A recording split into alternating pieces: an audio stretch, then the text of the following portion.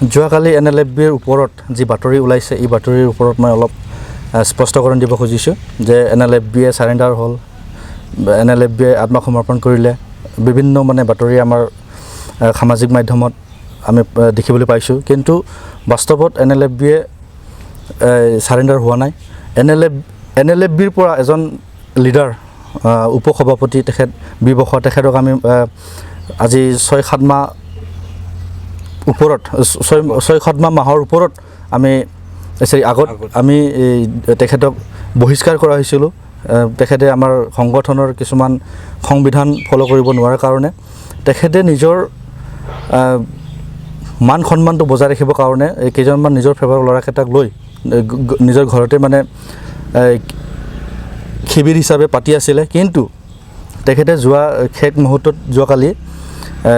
গুৱাহাটীত থকা এটা এই মহাদেৱ ইণ্টাৰনেশ্যনেল অডিটৰিয়াম হলত ফৰ্মেলি তেখেতে সাৰেন্ডাৰ হৈছেহি তেখেতে সাৰেন্ডাৰ হোৱাৰ পিছত 2 লাখ টকাকে গ্ৰহণ কৰিছে তো মই অনুৰোধ কৰিব খুজিছোঁ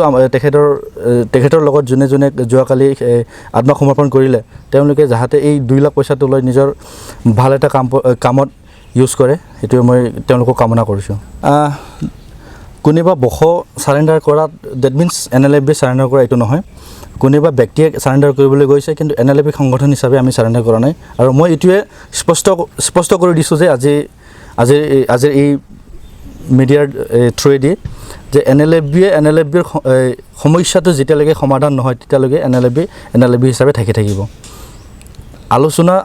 যদি চৰকাৰে আমাক আজি মাতে তেন্তে আমি আজিও যাম কালি মাতে কালিও যাম চৰকাৰে যেতিয়াই মাতে তেতিয়াই আমি আলোচনা কৰিম বুলি আমি আশা কৰি আছোঁ